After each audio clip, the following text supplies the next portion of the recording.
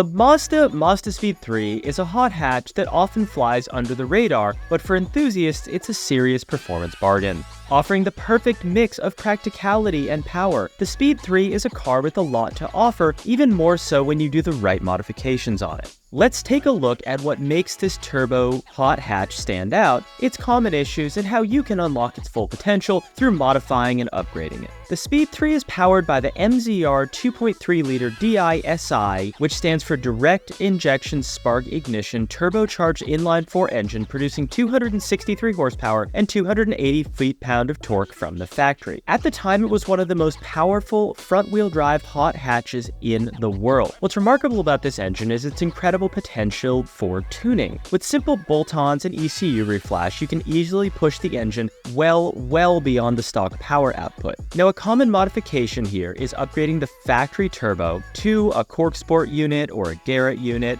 which are both more reliable and make a ton more power than the stock KO4. Many enthusiasts have reported making easily 350 to 400 at the wheels with supporting mods, making the Speed 3 a sleeper in the hot hatch world. Now, while the Mazda Speed 3 does have plenty of strength, it's not without its weaknesses as well. Like many performance cars, it comes with a list of common issues that potential owners or current owners need to address. This is multiplied by the age of the car and the way it was driven, of course. First is blown turbo seals. The stock KO4, while capable of making great power, has a notorious weakness: the turbo seals. They tend to wear out over time, and when these seals go bad, you'll notice excessive smoking from the exhaust, especially at idle. The issue can be mitigated temporarily by using thicker oil, an oil restrictor bolt on the turbo, or even just turning your AC on and raising the idle. A long-term solution, though, is upgrading your turbo to a better unit, either a Garrett or the Cork Sport that was mentioned earlier. Now, second up, let's talk about the high-pressure fuel pump. As with many direct injection engines, and especially early ones like the MZR, the stock HPFP struggles to supply enough fuel at wide-open throttle, especially when the engine has been modified.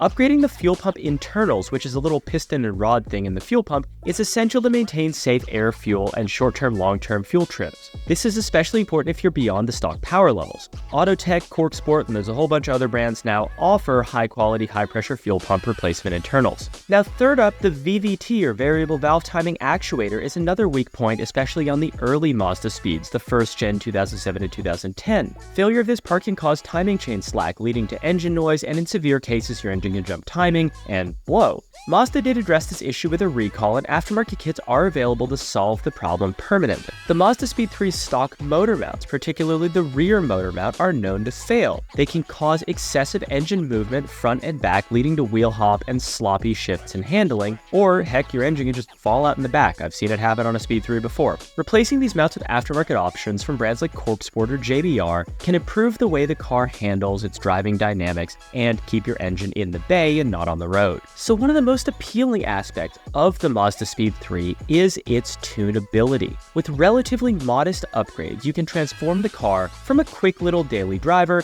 into an actual performance car. Now, the first and most important thing you can do on your Speed 3, and this is kind of debated, but the first step really in my eyes is acquiring a Cobb access port. There are other tuning devices, but this is the one you want. This allows you to load off-the-shelf maps for basic modifications, and the OTS maps are pretty good on the Speed 3, but for those looking for more precision, you can get it pro-tuned using the access port, which is going to maximize the potential of your specific setup. Whether you're running an intake alone or an intake downpipe intercooler, there are different stages through Cobb and through many of the common tuners that are going to make your Speed 3 make a ton of power. Now, second, we're going to talk intercooler. The factory top mount is prone to heat soak, especially in hot weather, and especially on the Gen 1 that didn't have the hood scoop. This reduces the car's performance as the hot compressed air entering the engine decreases power output and starts to trigger knock sensors and similar. Many owners do upgrade to switch their top mount out for a front mount, which significantly improves cooling and allows for more consistent power delivery even in hot weather.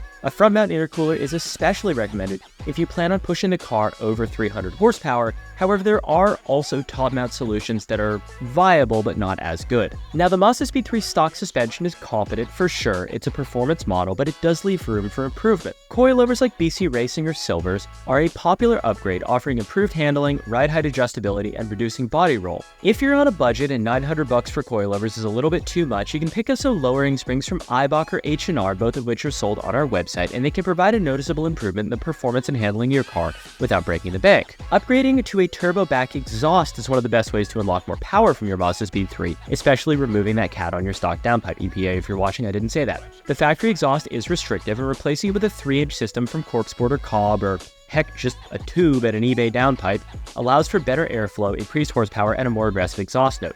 The Speed 3 sounds pretty good. The turbo whistle through the exhaust is awesome, so I highly recommend this mod. Do your fuel pump internals first. Fuel pump internals with no downpipe is zoom, zoom, boom. Now, with the added power, you do need to add some control as well. The Speed 3's front-wheel drive layout is prone to torque steer, especially after tuning. While this does add to the car's raw, untamed, fun driving experience, you can rein it in a little bit with suspension and handling upgrades. One of the first I recommend is a rear sway bar and some chassis bracing, and these are some of the most impactful modifications for handling you can do to your car, especially on a budget. The rear sway bar reduces understeer, tightens up the rear of the car, giving it a more balanced feel during aggressive driving and cornering. Chassis bracing, such as a strut tower brace, can also improve chassis rigidity and provide better feedback through corners. The stock brakes on the Speed 3 are adequate for daily driving. They're pretty large calipers and they work pretty well, but they may struggle on track or during prolonged aggressive driving, or if you're brake boosting a whole lot. Upgrading to a larger rotor, performance pads, and stainless steel lines can significantly improve stopping power and reduce brake fade. The brake calipers themselves are very large, so you don't need a BBK, but pads, rotors, and fluid will really help. So despite being discontinued after the 2013 model year, the Speed 3 remains a popular but relatively under-the-radar choice for enthusiasts looking for a performance bargain. With its turbocharged engine, engaging 6-speed manual, which shifts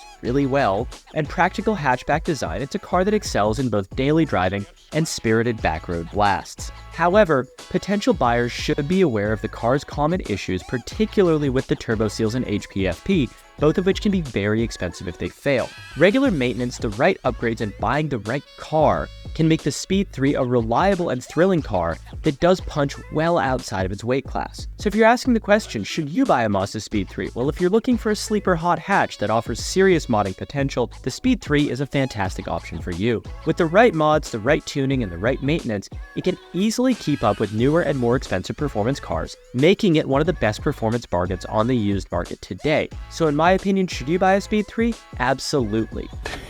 Yeah, boy. I had one, I loved it, and I think they're great cars. I f***ing love it!